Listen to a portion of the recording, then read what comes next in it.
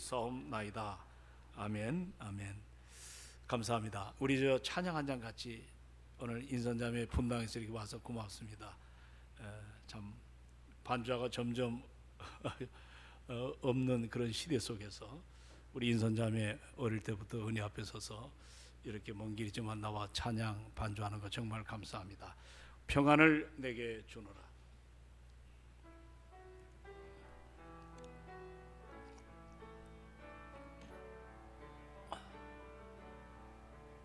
평안을 너에게 주노라.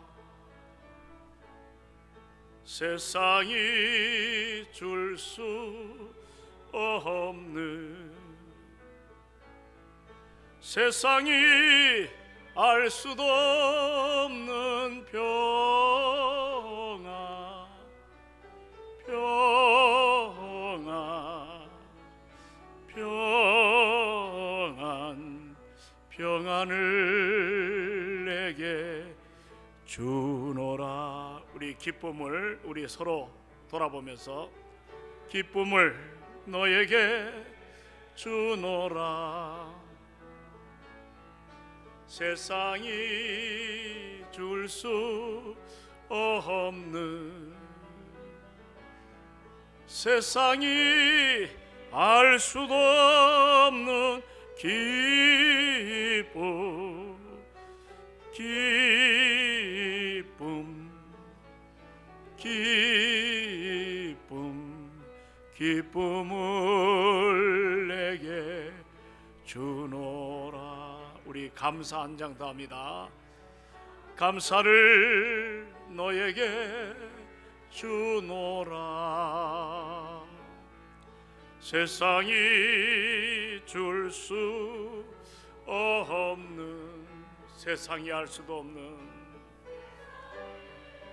알 수도 없는 감사,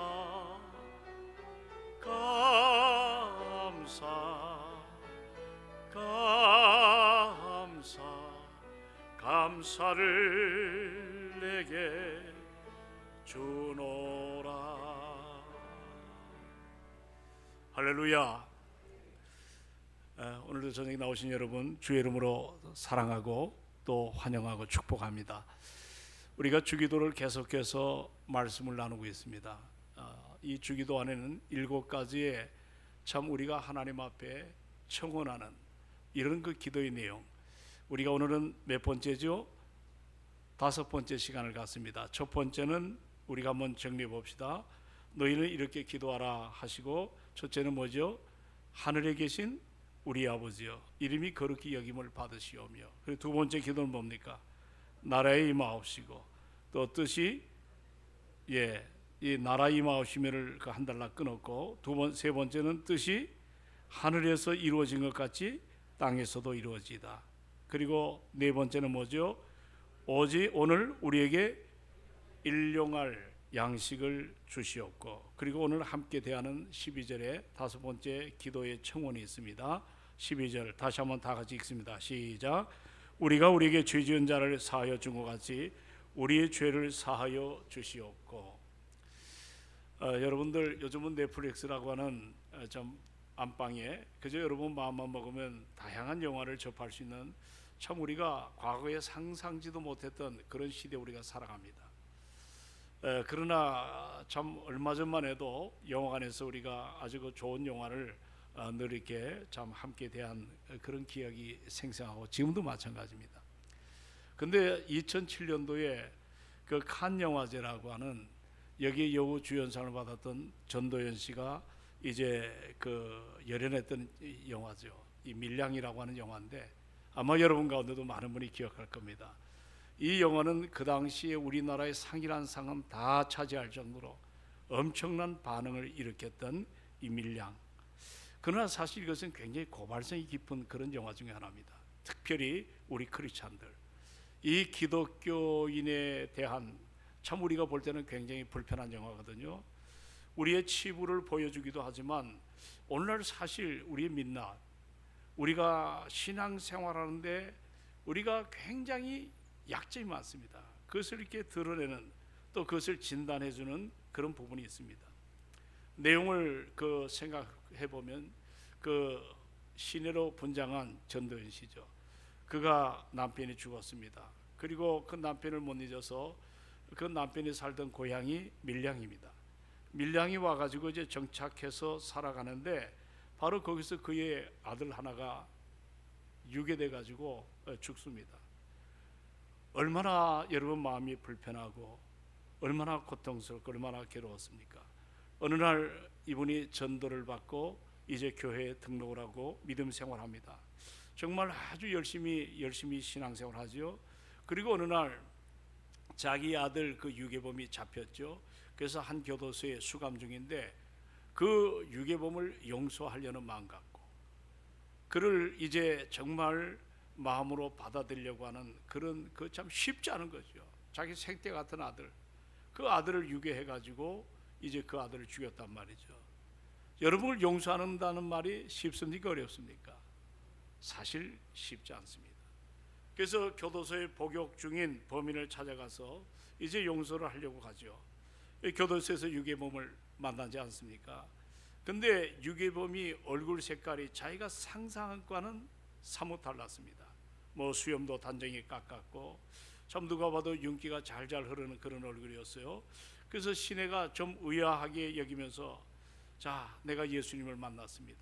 나에게는 용서할 수 없는 그런 마음에 큰 상처가 있지만 예수님의 십자가를 사랑을 가지고 당신을 용서하기 위하여 이렇게 어려운 발걸음을 하고 여기까지 왔다는 거예요. 그러자 유괴범이 그 이야기를 듣고 한술 더 떠서 그렇게 말합니다. 아, 그러시냐고. 사실은 나도 교도소에서 예수님을 영접했습니다. 그러니까 예수님께서 나의 죄를 다 용서해 주었다. 그리고 시내 앞에서 화통하게 웃잖아요. 그리고 더불어서 유괴범이 하는 말이 내 마음이 이렇게 평안할 줄 나는 몰랐습니다. 이런 평안을 진작 누렸어야 되는데 이런 기쁨이 있다는 것을 나는 과거에 몰랐는 게 너무도 억울하다. 이런 뜻으로 그 시내 앞에서 웃어가면서 그 이야기를 합니다. 그럴 때 이 시내가 이야기를 듣는 순간에 마음이 그냥 뒤틀려 버렸어요. 세상에 이런 놈이 다 있나. 내 마음에는 아직도 고통이 여전히 남아있고 처절한 피눈물 남아있는데 누가 용서를 해주었는가. 내가 용서를 안 해주었는데 네가 먼저 용서받았다는 것이 말이 되느냐. 남에게 피해를 입힌 사람이 이렇게 뻔뻔스럽게 이러한 모습으로 당당하게 나서는 것, 이거를 시내가 마음의 정리가 안 됐습니다. 이때부터 시내는 방황하기 시작했습니다. 그리고 또 여러 가지로 미친 듯이 타락하는 그런 삶도 보여주고 있지 않습니까? 근데 사실 이 영화가 시사하는 것은 다른 것이 아닙니다. 그 감독이 고발하려는 것이 우리 크리스찬들이 꼭 유괴범과 같다는 그런 것을 시사해 줍니다. 우리 여러분 이 저녁에 보십시오. 대부분 우리가 살아오면서 나의 잘못으로 말미암아 상대방에게 아픔과 돌이킬 수 없는 우리가 그런 상처를 줄 때가 있습니다. 그리고 우리는 그 죄 때문에 예수님이 십자가에 달린 것을 우리가 알죠. 그런데 우리가 그 은혜와 사랑을 입었죠. 그런데 우리가 문제는 뭐냐면 교회에 나와서 예수님께서 내 죄를 다 용서해 줬다. 그리고 싱글생글 웃어가면서 우리가 이렇게 말할 때가 참 많습니다. 내가 예수 믿고 나니까 내 마음이 이렇게 평안해질 줄은 예전에 내가 미처 몰랐다. 잘 오해하지 말고 잘 들으십시오. 자, 여러분 오늘 그 밀량이 나오는 유괴범을 한번 정리해 봅시다. 그 유괴범이 아이를 죽일 때 눈 하나 깜짝했습니까? 안 했습니까? 아이가 살려달라고 애원하는 것 잔인하게 죽였습니다. 정말 일말의 양심의 가책도 느끼지 못했던 이 사람이 이제는 회개했다고 합니다. 그리고 그 순간부터 마음에 평안이 와서 잠을 이룹니다. 살찐 모습으로 보입니다. 그런데 오늘 사시는 우리 그리스도인들이 다 이 유괴범과 같다는 그런 모습을 이제 감독이 고발하는 겁니다. 그래서 세상 사람들이 그 영화를 보면서 분노가 많이 일어났다고 해요. 예수 믿는 사람들이 뭐가 그렇게 잘났느냐. 참 예수 믿는 게 굉장히 편리하지 않느냐. 그래서 이렇게 되묻습니다. 예수 믿고 나면 다 용서받았다고 하고 싱글생글 웃어다니면서 행복해 보이는데 과연 그것이 진정한 신앙의 깊이와 가치와 또 하나님의 은혜 앞에 선 우리들의 모습인가? 상대방은 지금 여전히 아파하고 씻을 수 없는 상처 속에 고통을 당합니다. 그것 때문에 자살하는 사람도 있습니다. 그것 때문에 삶이 바뀌어진 사람이 얼마나 많은지 모릅니다. 오늘 우리가 생각하는 용서라는 것은 그렇게 간단한 문제가 아닙니다. 여러분이 신앙생활하면서 교회에서 상대방의 상처를 줄 때가 있고 또 여러 가지로 씻을 수 없는 여러 가지 고통을 안겨줄 때가 있는데 나는 용서함을 받았다고 하고 그 용서의 의미를 모르는 채 상대방은 지금 그것 때문에 고통을 당하고 그것 때문에 상처를 당하고 그것 때문에 너무 심각한 그런 아픔을 겪는 그러한 주변의 환경을 무시한 채 나는 용서함을 받았다. 오늘 여러분 기독교 오늘 그래서 용서란 문제를 여러분하고 함께 저도 고민하면서 이 문제를 좀 씨름하려고 합니다. 오늘 주기도문의 5번째 시간 따라합시다. 용서에 관한 기도. 자, 용서에 관한 뭐예요? 기도. 이 기도는 사실 여러분 간단하게 넘어갈 내용이 아닙니다. 오늘날 뉴스에 오르내리는 비극적인 사건, 불행의 원인을 추적해 보면 여러분 항상 어떤 문제가 자리 잡고 있냐면 용서에 대한 문제예요. 용서. 죄를 짓고 감옥에 있는 사람도 가슴을 치며 안타까워하는 것. 내가 그때 내가 용서했더라면 하는 그 후회감이 있다고 합니다. 이 분노, 원한, 원수, 살인, 분열 어떤 것인지 그 안을 조금만 파고헤치면 그 안에 이 용서란 문제가 있습니다. 주님께서 오늘 주기도문 가운데 5번째 시간을 우리에게 보여주시는데 이 주기도의 짧은 기도 안에 용서의 문제를 지금 왜 말씀하시는가? 용서의 문제. 인간의 본능은 사실 용서하고는 참 거리가 멉니다. 너무 이기적이에요. 자기 중심적이에요. 우리 본능 안에 여전히 보복하고 싶은 안갚음에 그 영이 도사리고 있습니다. 그러나 용서의 삶이라는 것은 한마디로 말하면 건강한 우리 인간관계의 하나의 기초가 되죠. 자, 여러분 잘 정리합시다. 우리가 예수님을 구주와 나의 주로 영접했을 때 우리의 죄는 다 용서받음을 믿으시기 바랍니다. 아멘 합시다. 이거는 분명한 사실입니다. 내가 예수를 믿을 때 영생을 얻을 것이고 아니면 얻었고 이미 과거의 죄사함을 받았습니다. 또 요한일서 1장 9절에 보면 너희가 너희 죄를 만일 자백하고 너희가 하나님 앞에 고백하면 우리 주님이 우리의 죄를 다 사하여 주시는 현재성의 용서의 회복이 있습니다. 그리고 앞으로 우리가 범죄할 것, 지금 여러분들 여기에 다 멋진 모습으로 앉아있지만 여러분 앞으로도 죄를 지을 것 같습니까? 그렇지 않을 것 같습니까? 죄를 지을 가능성이 어마무시하게 많습니다.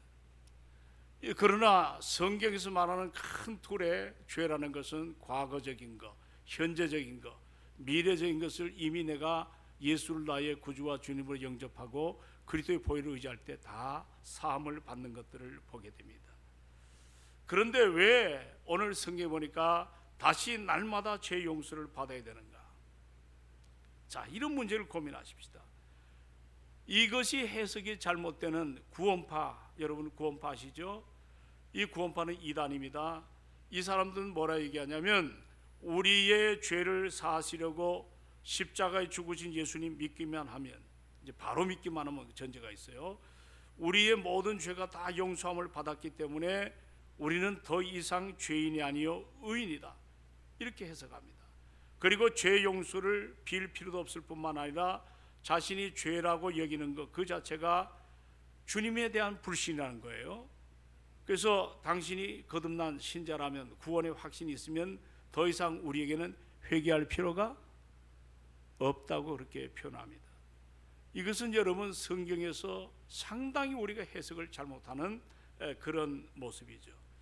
우리가 사실 주기도문에서 나타난 용서라는 이 해석은 우리의 죄라는 말은 하나님의 자녀가 된 난 후 하나님의 자녀가 되었어요. 그 다음에 짓는 죄를 말하거든요. 원문을 해석해 보면 죄라는 것은 빚들, 부채들이라고 그렇게 표현을 합니다. 그러므로 여기서 말하는 죄는 이건 한마디로 요즘 말하는 자범죄입니다. 이미 우리가 예수를 영접할 때 원죄는 사함받음을 믿으시기 바랍니다. 아멘. 이게 분명해야 됩니다. 그러나 우리가 원죄의 사함을 받았다고 죄 짓습니까? 안 짓습니까? 죄를 짓습니다. 이걸 우리는 이제 여러분들 소위 문답 공부하고 할 때 이걸 우리는 무슨 죄? 자범죄라고 표현합니다. 우리 예수님이 요한복음에 보면 십자가 상에 달리시기 전날 밤에 다락방에서 만찬을 거행하잖아요. 그럴 때 우리 주님이 제자들이 뭐를 시키셨습니까? 발을 씻겼다고. 그때 베드로가 거부하면서 아니 어떻게 주님께서 제 발을 씻기십니까? 저는 그럴 수가 없다고 완전히 살해짓을 하지 않습니까? 그때 예수님께서 단호하게 뭐라고 얘기하죠? 내가 너를 씻기지 아니하면, 따라합시다. 내가 너를 씻기지 아니하면 너와 나는 상관이 없다. 너와 나는 상관이 없다. 이 말을 듣고 베드로가 즉시 생각이 바뀌는 거예요. 그리고 자신의 발뿐만 아니라 뭐도 씻겨달라고요? 내 몸까지 좀 다 씻겨달라고 표현합니다. 그러자 예수님이 베드로에게 뭐라고 얘기하죠? 이미, 따라합시다. 이미 모욕한 자는, 자, 이미 어떤 자? 모욕한 사람은 발밖에 씻을 필요가 없다고 그렇게 말씀하십니다. 여기서 우리는 두 가지의 씻음에 대하여 정리를 해봐야 됩니다. 몸 전체를 씻는 목욕, 그리고 발만 씻는 세조. 여기서 우리가 목욕이라는 의미는 내가 하나님의 자녀가 되는데 필요한 죄의 용서, 원죄의 사함을 말하겠죠.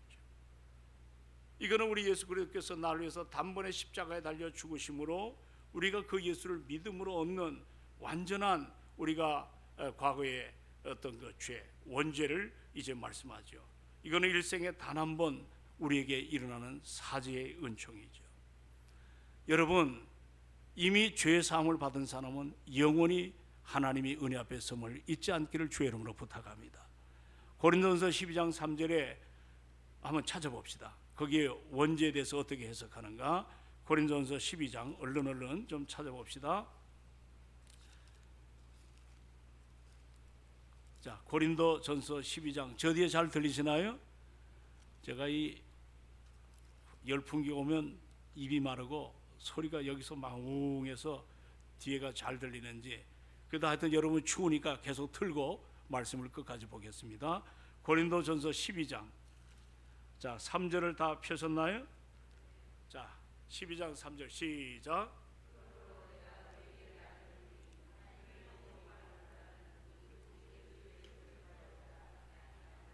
또 성령으로 아니고는 누구든지 예수를 주시라 할 수 없느니라. 이미 여러분 이 말씀을 보면 우리가 예수를 나의 구주와 주님을 영접한 것은 내가 결단하는 것이 아니라 내 안에 역사하시는 누구 때문에? 성령이 아니고는 누구든지 예수를 주라고 할 수가 없습니다. 이게 이제 원죄 사함이에요. 그러나 우리는 또 살아가면서 늘 죄를 짓습니까? 안 짓습니까? 그걸 구분을 잘해야 됩니다. 죄를 짓습니다. 하나님의 자녀는 매일 세상에 살아가면서 원하든 원치 않든 이 세속 현장 앞에 약하기 때문에 무너질 때가 참 많습니다. 여러분, 이런 문제도 죄 씻음을 받아야 됩니까? 그렇지 않아도 됩니까? 구원파가 말하는 나는 이미 구원받았으니 더 이상 죄를 회개할 것이 있다 없다. 여러분, 그렇지 않습니다. 우리는 여전히 살아가면서 죄를 짓습니다. 이거를 칼빈은 일상적인 회개라고 표현하거든요. 한번 따라합시다. 일상적인 회개. 우리가 일상의 회개. 중요한 점은 에브리데이, 날마다 우리의 죄를 용서해달라고 하는 이 일상의 회개. 그래서 우리가 공예배 때 보면 하나님, 장로님들 기도하시잖아요. 우리가 약해서 믿음이 없어 우리가 때로 참 원치 않는 그런 자리에서 죄를 질 때가 많습니다. 이거는 예수를 부인하거나 하나님을 참으로 완전히 부인하는 그런 죄가 아니에요. 일상에 살면서 내가 약하기 때문에 짓는 그런 자범죄에 대한 문제를 우리는 그것을 그대로 내버려 두면 안 됩니다. 여러분, 구약의 정말 위대한 왕이 다윗이죠. 그 다윗이 밧세바와 간음을 합니다. 이것을 덮기 위해서 그의 남편이 우리아죠, 충성된 다윗의 신하죠, 그를 전쟁터에 최전방에 나가서 죽게 만듭니다. 그런데 성경을 잘 보면 처음에 이렇게 감추고 숨긴 거 이게 무슨 큰 죄냐, 이렇게 깨닫지를 못합니다. 그럴 때 주님께서 나단이라는 선지자를 집에 보내서 예화를 한 토막 들고 바로 그것이 너다 책망할 때 여러분 다윗이 철저하게 꼬꾸라지지요. 그 시편 32편, 시편 51편은 참회시라고도 표현합니다. 특별히 시편 51편 9절로 11절에 보니까 주의 얼굴을 내 죄에서 돌이키시고 내 모든 죄악을 다 지워달라. 하나님이여 내 속에, 따라합시다, 하나님이여 내 속에 정한 마음을 창조하시고 내 안에 정직한 영을 새롭게 하소서. 그리고 다윗이 뭐라고 고백하냐면 주여 나를 주 앞에서 쫓아내지 마시며 주의 성령을 내게서 거두지 말라고 표현합니다. 그리고 성경에 보면 그가 이 문제 때문에 해결받기 위해서 침상에 눈물로 그 침상을 적시는 통에 자복을 합니다. 밀량에 나오는 그 살인범이 이런 문제의 심각성을 알지 못합니다. 남의 가정을 파탄시켰습니다. 남의 마음을 후벼대서 고통을 줬습니다. 여러분 그 사람 가정이 풍지박산 났습니다. 이러한 것들을 다윗이 깨닫고 나서 통절하게, 시편에 보면 다윗의 참회시가 여러 편 나오지 않습니까? 자신의 그 한 가정, 남의 그 아름다운 가정을 파괴했어요. 파괴범입니다. 남의 여인을 취하고 남편을 전쟁터에 보낸 그런 파렴치한 인생 아닙니까? 근데 그걸 처음에 깨닫지 못한 거예요. 나중에 깨닫고 보니까 이게 얼마나 무서운 죄인가. 여러분 이 회개란 단어는 그런 엄청난 예수 그리스도의 십자가의 사랑 앞에, 내가 그 은혜 앞에 용서하던 거 받은 거 사실이지만, 구원받은 거 사실이지만, 내가 이처럼 남에게 상처를 줬습니다. 내가 고통을 줬습니다. 오늘 연말에 여러분 한 해를 살면서 남에게 상처 준 적이 없나요? 남은 지금 그것 때문에 힘들어하는데, 남은 그것 때문에 좌절하고 여러 가지로 우울증까지 생기고 자살하려는 마음이 생기는데 나는 아무것도 아닌 것처럼 하나님 앞에 회개했으니 여러분 그것으로 여러분들 용서가 진정한 성경이 말하는 용서의 자리에 서냐 말입니다. 우리가 너무 값싼 은혜 앞에 도취가 되었습니다. 철저하게 이 은혜 앞에 우리가 설 때 은혜는 나의 죄를 깊이 깨닫는 겁니다. 아멘 합시다. 아멘 합시다. 우리가 인생을 살면서 남에게 모질게 대하거나 상처를 주거나 고통을 줬다면 여러분 정말 다가가서 이 한 해가 다가기 전에 용서를 구하십시오. 밀량의 가장 약점이 바로 그겁니다. 주님이 내 죄를 사해 줬다는 그걸로 만족하고 상대방이 어떻게 됐든 무관심하는 그거 아닙니다. 오히려 그 살인범이 시내가 다가왔을 때 엎드려서 미안합니다. 내가 깨닫지 못해 돈에 눈이 어두워서 환장해서 당신의 아들을, 그 생태 같은 아들을 내가 죽였습니다. 그런 무릎 꿇고 관계의 회복이 참 중요하지 않습니까? 우리가 그게 다 무시가 되는 사람들이 얼마나 많은지 모릅니다. 말로 죄를 짓습니다. 여러 가지로 견딜 수 없는 고통 속에 머물게 합니다. 우리 참된 그리스도인은 이와 같은 문제를 잘 이겨내고 이미 구원받은 우리들입니다.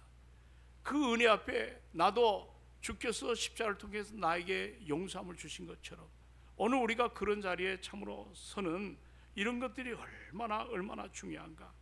오늘 이제 본문을 다시 한번 들어가면 우리 한번 따라합시다. 우리가 우리에게 죄 지은 자를 사하여 준 것 같이, 이 말을 잘 좀 해석해 보셔야 돼요.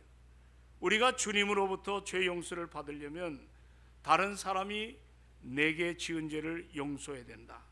내가 다른 사람이 내게 지은 죄, 이것이 매우 중요하기 때문에 예수님은 자, 주기도문 끝에 다시 한번 첨가해 가지고 14절로 15절에 자, 다 같이 읽습니다. 마태복음 6장에 뭐라고 또 얘기하냐면 14절로 15절에 같이 한번 읽도록 합니다.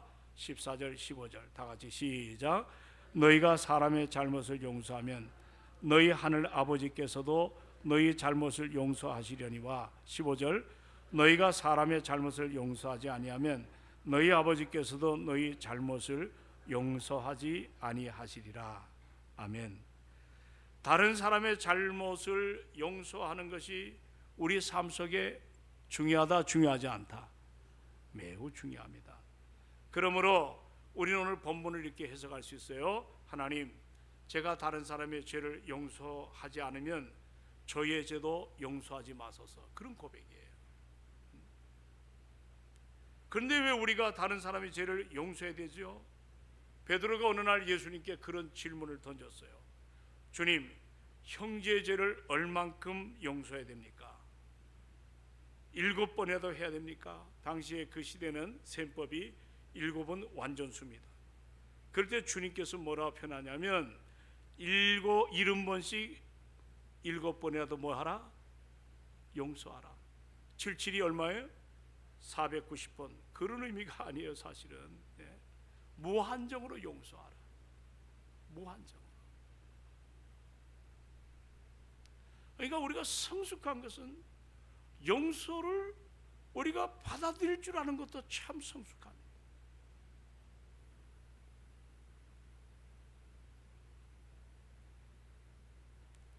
시내도 약했고 살인범도 약했습니다. 좀 더 깊숙이 들어가면 오늘 70번씩 7번이라도 우리로 하여금 용서를 해주라. 우리 여기에 대해서 비유를 하나 말씀하잖아요. 마태복음 18장에 보시면 23절로 35절에 임금이 있었어요. 그런데 그는 1만 달란트의 빚을 진 종이 나옵니다. 몇 달란트? 1만 달란트. 오늘날로 이것을 우리 돈으로 환산하면 수십억의 돈입니다. 한 달란트는 이것이 6천 데나리온인데 한 데나리온은 건강한 남자가 하루 벌어서 일한 품삯을 말한다 그래요. 그러니까 이 종이 주인에게 1만 달란트를 받아 이게 빌렸다는 것은 그의 생애에 이것이 갚을 수 없는 거액입니다. 그런데 주인에게 자비를 구할 때에 주인이 참 불쌍히 여긴 거예요. 그리고 1만 달란트를 어떻게 해요? 탕감을 해줬습니다. 요즘 말로 말하면 은행장이 내가 대출해서 대출받은 돈을 없애주는 것과 똑같은 이치죠. 그러니 여러분이 1만 달란트 빚진 이 종이 얼마나 기뻤겠습니까? 막 기리기리 날뛰고 얼마나 좋았겠습니까? 예, 부채 탕감을 받았으니 막 좋아가지고 집으로 뛰어들어오는데 자기 눈앞에 한 사람이 보이는 거예요. 자기에게 빚을 진 사람이에요. 얼마의 채무가 있냐면 100데나리온. 1만 달란트와 100달러는 하늘과 땅입니다. 얼마 대도 안 하는데 이 종이 태도가 돌변해가지고 멱살잡이를 해서 100데나리온 자기에게 빚진 사람을 자기 집에 데려가서 옥에다가 가둬놓습니다. 이것을 주인이 들었어요. 주인이 화가 났어요. 그리고 그놈 내게 데리고 오라. 그리고 감옥에 쳐넣습니다. 이 말은 뭐냐면 한번 따라합시다. 용서를 받았으면 용서를 해주라. 그래서 사랑하는 여러분, 이게 성숙한 그리스도인입니다. 우리가 좀 넉넉한 그리스도인이 되시기를 소망합니다. 이에는 이로 갖고 눈에는 눈으로 갚는 그런 여러 가지 행위가 아니라 정말 십자가의 사랑을 깊이 알아가면 상대가 약해서 그렇습니다. 부족해서 그렇습니다. 그 용서하는 넓은 마음의 그릇이 우리에게 필요하지 않겠습니까? 우리는 사실 어떻게 보면 십자가의 그 사랑이라는 것은 마치 1만 달란트, 이 1만 달란트를 탕감받은 그런 비유와 똑같습니다. 여러분, 우리가 모든 것을 다 쏟아낸다 할지라도 갚을 수 없는 그 빚이 십자가의 빚입니다.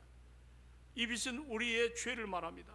우리가 하나님 앞에 지은 빚진 것이 얼마나 많은지 모릅니다. 내 힘으로 감당할 수가 없습니다. 내 의로는 지원할 수도 없고 내 노력으로는 이것이 하나하나 삭감될 수도 없는 이것을 하나님께서 나에게 다가오셔서 일방적으로 십자가의 사랑을 통해서 어마어마한 희생의 대가로 여러분도 저도 사함의 축복을 받은 것을 우리가 알아야 될 줄로 믿습니다. 할렐루야. 그러므로 참된 신앙생활은 뭐냐면 은혜를 깊이 알아가는 거예요. 자, 뭐를 깊이 알아간다? 은혜를 깊이 알아가는 거예요. 여러분 연말에 여러분들 연말 정산서를 쓰십니까? 가계부를 한번 작성해 보시나요? 영적인 면에서 여러분 가계부를 한번 적어보세요. 영적 가계부를. 사도 바울은 그가 구원받고 나서 고린도전서 15장에 그런 고백을 합니다. 자기가 많은 열심을 했지만 이것이 내가 한 것이 아니고 하나님이 은혜였다고 표현하거든요. 그래서 나의 나됨이 내가 아니고 누구의? 하나님의 은혜입니다. 내가 남보다 더 수고한 건 맞지만 그것도 주의 은혜를 힘입고 주의 은혜 앞에 선 그런 열심이었다고 고백을 합니다. 오늘 우리가 연말 정산서를 쓸 때 다른 건 몰라도 이 은혜를 알지 못하면 내 의가 자꾸 일어납니다. 그 의를 충족하기 위해서 거짓말도 하게 되고 그리고 여러 가지로 자기를 포장하기도 합니다. 여러분 진정한 은혜를 깊이 들어가면 내가 죄인임을 고백합니다. 그리고 그 은혜 앞에 서서 겸손하게 십자가의 사랑을 부여잡고 정말 나의 나됨은 내가 아닙니다. 하나님의 은혜입니다. 이런 고백이 우리 안에 일어날 수가 있습니다. 오늘 사랑하는 여러분, 여기에 우리의 죄를 용서, 이 단어는 굉장히 깊은 은혜의 진리거든요. 우리 주님이 용서하는 것은 어디까지 용서하라 했습니까? 원수까지도 용서하라. 따라합시다. 원수까지도 용서하라. 자, 누구까지도 용서하라? 여러분 용서 외에는 원수를 이길 힘이 없어요. 용서야말로 원수를 살립니다. 제가 청해신학교를 졸업할 때 학교를 졸업하고 목사님이 나를 데리고 여수에 있는 그 여천이라는 지방에 겟세마네 동산이라는 곳에 기도원이 있는데 집회를 가는데 목사님이 너 전사실에 참 고생 많았다 그러면서 비행기를 여수 가는 비행기를 태웠어요. 저는 생애 비행기를 그때 처음 타봤습니다. 그리고 여수에서 내려서 여천 쪽에 가니까 여자 원장님인데 이 겟세마네 기도원에서 이제 부흥 집회를 마치고 그리고 그 여자 원장님의 남편이 당시 그 한양 케미스트리, 케미칼, 그 화학, 한양 화학 그런 그 큰 플랜트 공장에 담당 책임자로 있었어요. 근데 거기에서 이제 그 분이 식사 대접을 받고 어디로 안내했냐면 여러분 여수하면 유명한 분이 누굽니까? 혹시 아시는 분 계시나요? 손양원 목사님. 애양원에 있는 것이죠. 제가 어느 날 설교했더니 우리 교회 장로님 한 분이 가족이 다 그 애양원에 가가지고 큰 은혜를 받다 그래요. 근데 여러분 그 손양원 목사님을 우리는 별명을 사랑의 원자탄이라고 그래요. 근데 제가 우리 저 이북의 평양신학교 학생들이 한국에 넘어와가지고 신학교가 없으니까 남산에 남산신학교를 세웠어요. 그때 부흥사를 초대했는데 그분이 누구냐면 사랑의 원자탄이라고 일컫는 손양원 목사님 오셨는데 이 학생들이 기대가 컸겠죠. 근데 설교하는데 전부 졸았다고 합니다. 설교는 잘 못하셨다 그래요. 근데 그 삶이 얼마나 아름다운지. 여러분 그 신사참배를 반대하다 옥고를 치르는 동안에 정말 그 두 아들이 공부도 못했어요. 20살이 넘었는데도 학교를 못 다녔어요. 근데 이제 해방을 맞고 자유함을 얻었잖아요. 그리고 손양원 목사님 두 아들 이름이 동신인데 이제 그 광주 북충이라고 제가 기억하는데 거기 학교를 보냈습니다. 그리고 너희들은 앞으로 하나님의 위대한 사람이 되라 했는데 여순 반란 사건 때 이제 그 참 아픔을 당했죠. 그 빨치산에게 대창을 맞아서 죽지 않습니까? 그럴 때 손양원 목사님이 참 그래서 위대합니다. 두 아들 생태 같은 두 아들 죽인 그 장본인을 용서해달라고 자기 두 아들은 천국에 갔으니 참으로 그런 그 마지막 고별사라는. 제가 오늘 여기 나오다가 여러분 잘 아는 지구촌교회 이동원 목사님 이동훈 목사님 한국교회에 정말 훌륭한 많은 발자취를 남긴 분입니다. 그 아들이 둘이 있었는데 그 큰아들이 참 공부를 열심히 하고 신학을 했어요. 미국과 영국에 이렇게 돌아다니면서 전하는데 어느 날 그 사모가 도망을 갔습니다. 이혼을 하고 사람이 완전히 파탄이 났습니다. 얼마 전에 둘째 아들이 있는데 이 사람은 유명한 법률가입니다. 42살에 직장암으로 세상을 떠났습니다. 그때 이동훈 목사님이 자기 가정에 그 엄청난 한국교회를 복음으로 세웠던 목사님이 자기 가정에 이런 환난 풍파 속에서 그가 가졌던 말은 십자가의 사랑을 통해서 하나님의 은혜 앞에 자신의 모든 것들을 하나님 앞에 잘못된 것들을 용서하는, 용서를 구하는 그 겸손함을 보여주었습니다. 자식이 죽고, 손양훈 목사님 자식이 죽고 그 용서함으로 자기 자식을 죽인 그 빨치산을 양자로 받아들이고 그가 신학을 해서 목사가 되었습니다.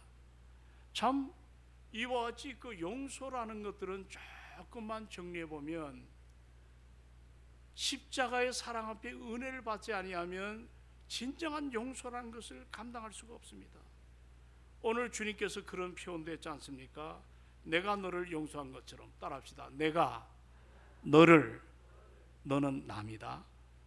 주님께서 나를 용서한 것처럼 너도 원수를 얼마든지 용서할 수 있다. 그게 우리가 건강한 신앙인들은 용서에 이것이 우리 삶의 아름다움이 일어나야 됩니다. 이것이 오늘 본문이 우리에게 요구하는 주기도문의 5번째 청원이에요. 자, 오늘 이게 말씀을 좀 정리하지만 사랑하는 여러분, 용서하지 못한 게 있나요? 남을 미워하나요? 지금도 교회에 오면 그 사람만 보면 불편한 그런 생각을 가진 분이 계시나요? 여러분 가정에 남편 용서하지 못한 분 의외로 많아요. 참 많아요. 그리고 여러분들 가족관계에 원수 맺는 것도 참 많아요. 오늘 여러분의 삶 속에서 이 교회 공동체나 가정 공동체나 주변에 여러분 일터의 공동체 안에서 용서하지 못한 거 있으면 여러분들 이 시간에 십자가 앞에 그냥 건성으로 용서하는 것이 아니라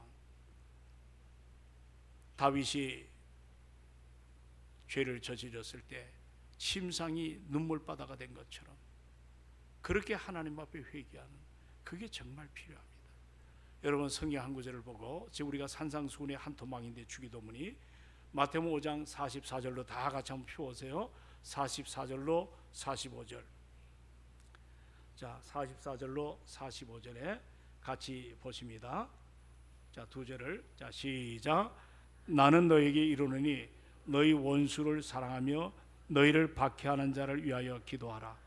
이같이 한즉 하늘에 계신 너희 아버지의 아들이 되리니 이는 하나님이 그 해를 악인과 선인에게 비추시며 비를 의로운 자와 불의한 자에게 내려주심이라. 아멘. 자, 여기 보시면 뭐라고 얘기합니까? 너희 원수를 어떻게 하라? 사랑하며. 마귀를 얘기하는 게 아닙니다. 상대성입니다. 원수는. 그 원수를 사랑하며 너희를 박해하는 자를 위해서 어떻게 하라? 기도하라. 왜냐하면요, 내 안에 누가 거하고 계시죠? 자, 큰 소리로 내 안에 누가 계시죠? 성령님이. 여러분이 회개하지 아니하면 성령님은 말할 수 없는 탄식으로 우리를 위해서 중보하십니다. 심지어 우리가 회개하지 않을 때 성령이 근심하고 탄식하십니다. 우리가 이것을 잘 알고 이해가 넘어가기 전에 사랑하는 여러분, 우리 안에 정말 용서가 하나님의 은혜에 잘 빚어져서 우리 모두가 용서하지 못하는 사람, 이 시간에 십자가 앞에 내려놓고 진정한 용서가 우리 안에 일어나기를 원합니다. 제가 마지막 얘기 하나고 마칩니다. 아주 오래된 얘기입니다. 어느 자매가 교회 왔어요. 그리고 한밤중에 면담을 하재요. 이 보니까 이 자매가 상처를 받았습니다. 남자에게 고통을 받았어요. 몸이 만신창이가 됐어요. 도저히 용서할 수가 없대요. 죽이고 싶대요. 그래서 제가 어떻게 감당할 수 있겠어요? 그래서 이렇게 용서에 대해서 하나하나 함께 말씀을 풀어갔습니다. 오늘 여러분, 우리가 말하긴 싫지만 여러분 내 안에 용서하지 못하는 것이 많지 않습니까? 김부남 사건을 아시나요? 어린 꼬맹이를 그 동네 전방하는 아저씨가 추행했는데 이게 나이가 수십 년이 지나도 그 상처가 아물어지지 않는, 용서하지 못하는, 그래서 나중에 커가지고 그 사람을 난도질하는 그런 사건이 김부남 사건입니다. 오늘도 우리 삶 속에 용서하지 못하는 아픔들이 참 많아요. 오늘 그래서 지금 성경은 우리에게 분명히 말씀을 주시는 거예요. 하나님, 제가 다른 사람의 죄를 용서하지 않으면 주님, 저의 죄도 용서해 주지 마세요. 이런 절박한 심정으로 우리가 정말 하나님의 용서를 누리고 여러분도 저도 그리스도 예수 안에서 자유함이 일어나기를 주의 이름으로 축원합니다. 우리 기도하십시다. 우리 반주 한번